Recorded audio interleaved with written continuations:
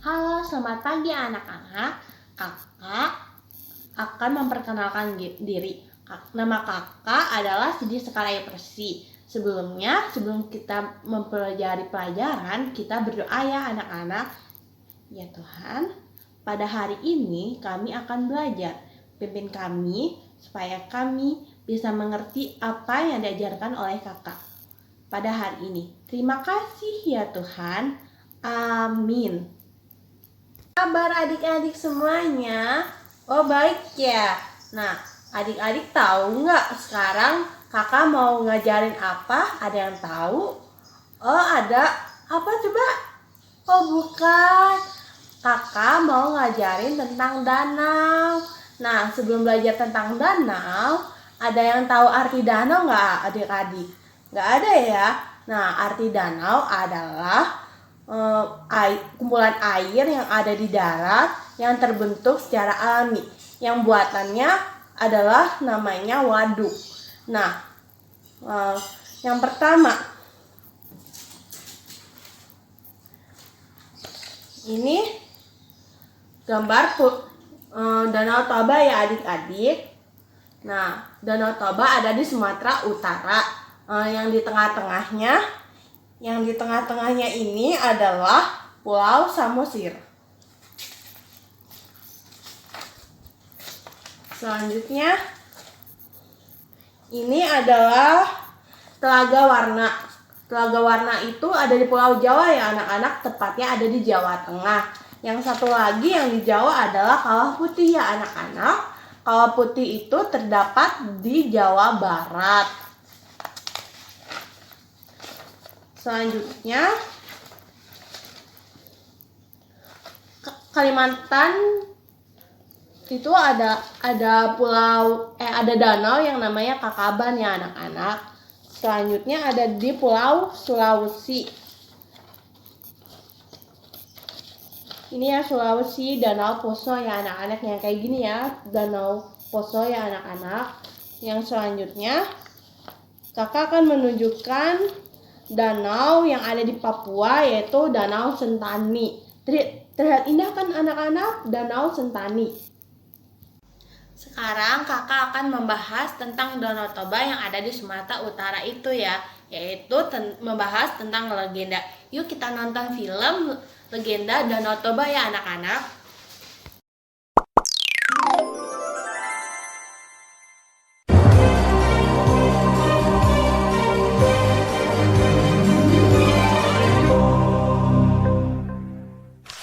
Asal mula Danau Toba. Di sebuah lembah daerah Sumatera, hiduplah seorang petani bernama Toba. Dia seorang petani yang sangat rajin. Namun sayang, hasil kebunnya tidak berhasil dan dia kelaparan. Karena lapar, maka Toba pergi memancing di sungai. Lama sekali dia menunggu hingga dia putus asa. Saat Toba memutuskan untuk pulang, tiba-tiba ada yang menarik umpannya. Toba kegirangan dan menarik pancingnya. Wah, ada ikan besar. Seru Toba. Benar saja, di ujung kailnya tersangkut ikan besar bersisik emas. Toba segera membawa ikan besar itu untuk dimasak di rumah. Sampai di rumah, Toba kecewa sebab kayu bakarnya telah habis. Tidak ada kayu bakar di sini. Sebaiknya aku akan mencari kayu bakar ke ladang sekarang. Kemudian, ikan itu pun diletakkan di dalam baskom. Dan Toba pergi mencari kayu bakar ke ladang. Aku akan makan enak hari ini.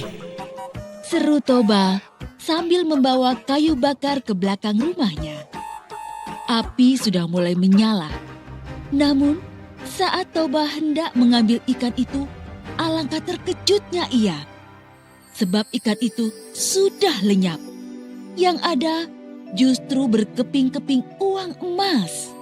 Hah? Gimana ikanku tadi? Dan itu uang emas siapa? Namun, saat Toba membuka pintu kamar, alangkah terkejutnya dia. Seorang perempuan tinggi semampai dengan rambut panjang sedang menyisir rambutnya di depan cermin. Wah, alangkah cantiknya perempuan ini. Hei, siapakah engkau ini?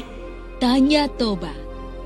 Perempuan itu membalikan badan dan Toba semakin terpesona. Belum pernah dia melihat perempuan secantik dia. Akulah penjelmaan ikan yang kamu tangkap tadi. Sementara keping uang emas tadi adalah sisik-sisikku. Toba terbengong-bengong. Perempuan itu pun tersenyum. Aku dikutuk oleh Dewata menjadi ikan. Tapi berkat engkau, kutukan itu hilang. Mari kita ke dapur, akan kumasakan kamu makanan. Kamu pasti lapar. Toba hanya menurut ketika perempuan itu mengajaknya ke dapur. Dengan cekatan, perempuan itu segera menyiapkan makanan.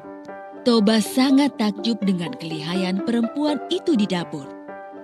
Dia berkata dalam hati, Seandainya dia ini jadi istriku.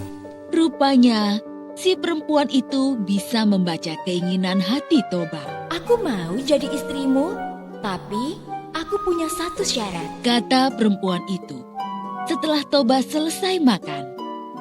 Toba sangat terkejut mendengar perkataannya. Katakan, apa syaratnya? Jika kita menikah nanti, jangan pernah mengungkit asal mulaku sebagai seekor ikan. Aku tidak akan menanggung akibatnya jika kamu melanggarnya. Toba menyanggupinya. Baginya itu syarat yang mudah. Toba dan perempuan itu akhirnya menikah. Toba semakin bekerja keras di ladang untuk mencukupi kebutuhan mereka sehari-hari. Lalu istrinya mengandung. Toba sangat bahagia. Dia tidak sabar menunggu kelahiran anaknya.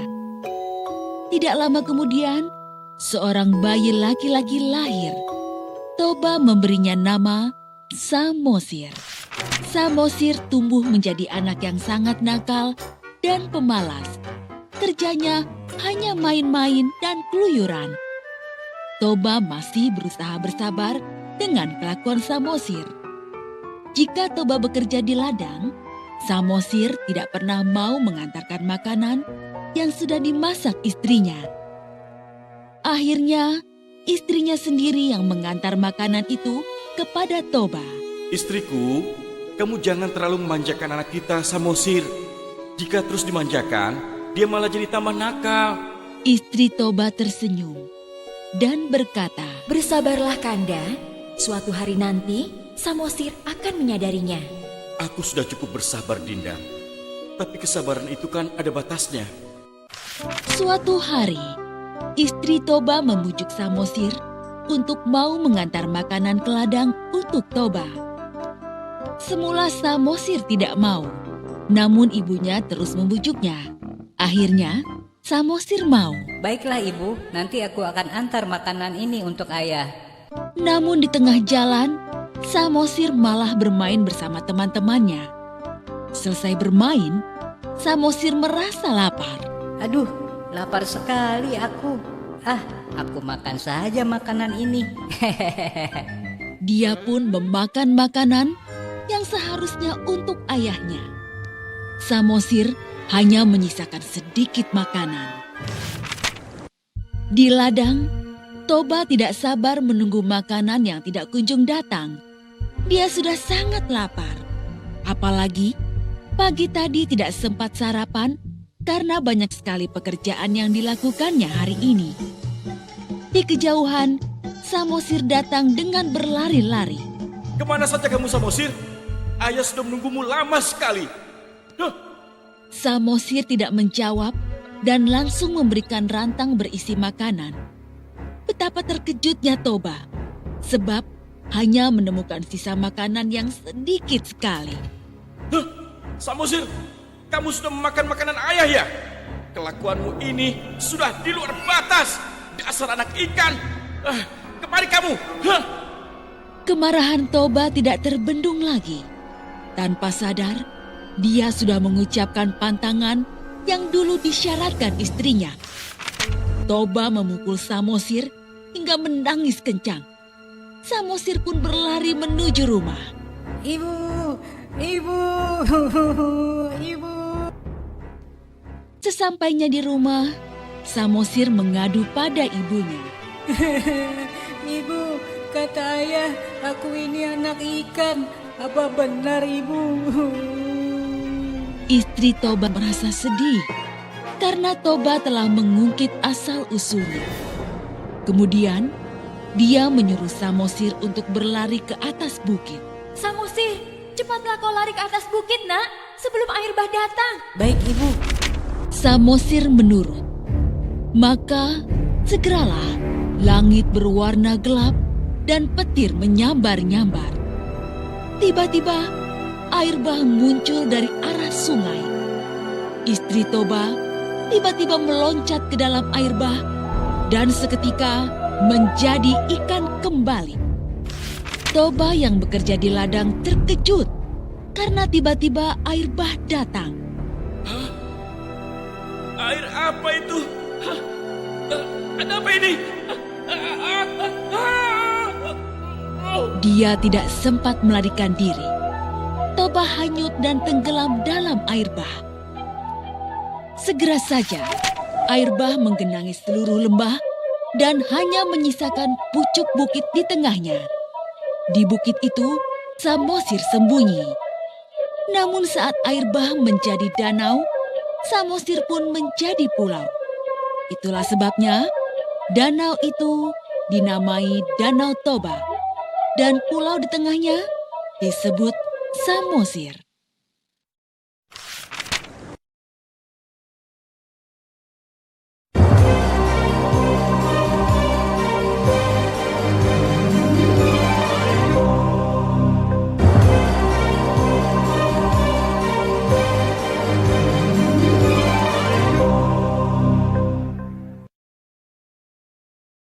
Ada yang tahu apa makna dari film yang kakak tunjukkan tadi? Ada yang tahu nggak? Ada? Coba apa? Oh iya betul. Iya, legenda tentang Danau Toba itu adalah tentang bagaimana kita menjaga janji omongan kita kepada orang lain dan sehingga tidak membuat orang sakit hati ya anak-anak.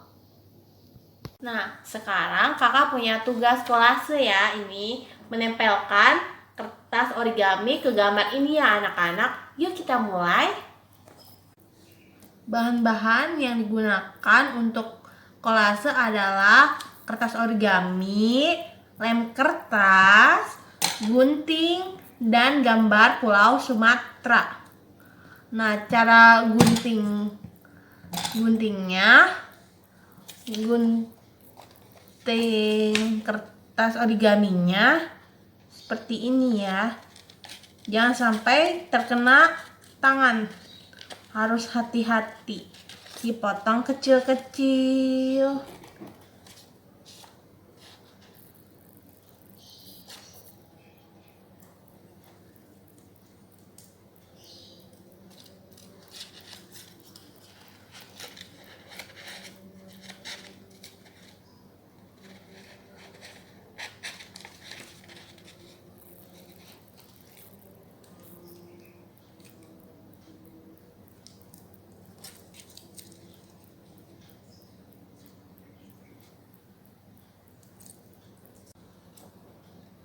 Setelah selesai memotong origami yang kecil-kecil ini dikumpulkan menjadi satu ya anak-anak. Jangan sampai berantakan.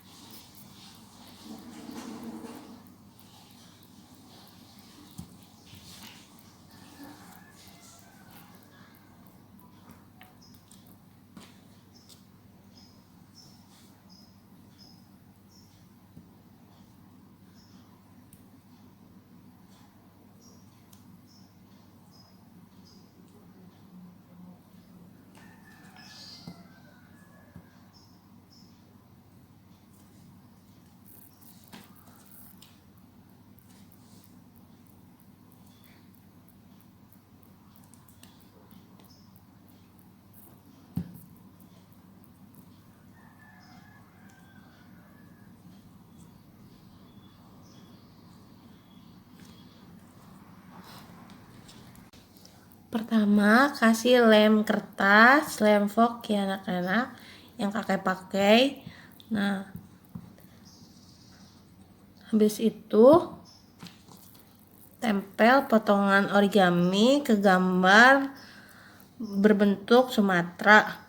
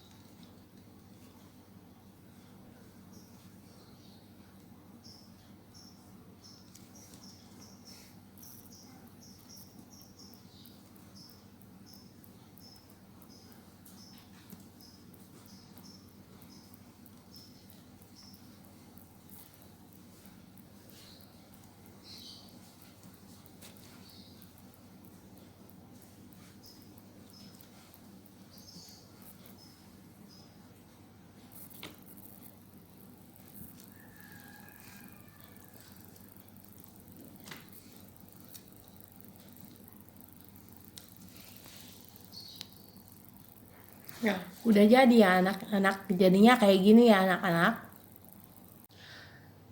Coba tadi apa anak-anak tentang arti danau? Anak-anak, ya betul, yaitu kumpulan air yang terdapat di darat. Dan yang buatan namanya waduk ya anak-anak. Terus filmnya bagus kan anak-anak ya. Maknanya juga bagus, yaitu menepati janji supaya tidak membuat sakit hati orang ya anak-anak. Terus membuat kolase ya anak-anak. Nah, sebelum kita menutup pelajaran, kita berdoa dulu ya. Ya Tuhan, terima kasih karena membuat kami lancar pada kegiatan hari ini ya Tuhan. Terima kasih ya Tuhan, haleluya. Amin. Nah, selesai ya anak-anak. Terima kasih ya anak-anak.